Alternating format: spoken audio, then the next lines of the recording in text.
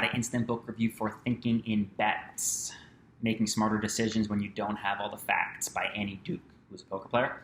I identified a while back that one thing I want to get really good at is making decisions, being able to make them quickly and feel good about them regardless of the outcome. And that's kind of the whole idea of this book. Her whole premise is that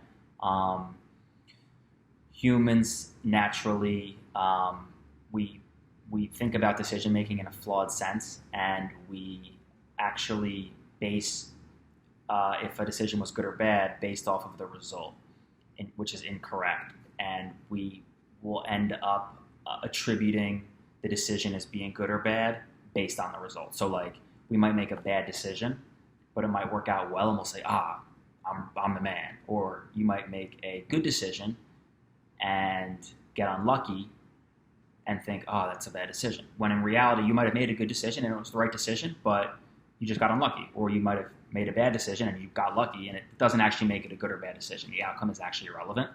And so she talks about thinking about your decision-making process in probabilities, and that's where it kind of relates to poker, because like she uses the example of like chess, there's a right move and a wrong move when you look at the board pretty much all the time. But in poker, there are unknowns, and that's actually more relatable to life when there's always unknowns in the decisions that we make on a day-to-day basis. And so we shouldn't necessarily be thinking about our decision-making as far as I'm either going to be right or I'm going to be wrong. We should be thinking about it as far as I'm 65% sure about this, and I can live with the outcome if it's negative because there's a 35% chance that it's going to be the opposite of what I think. Or maybe we can find out more information to make us more or less confident, and then we can make our decision because now we are actually 85% sure, or it drops to being 40% sure.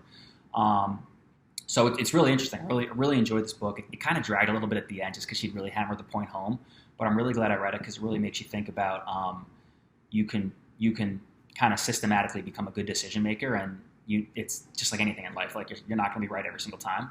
And if you think about it in terms of like bets, like, I'm 50% sure or I'm 90% sure, then you're already accepting the fact that you don't have all the information, you don't know everything, and there's a chance that it's going to go the other way. So it's not like a black or white game.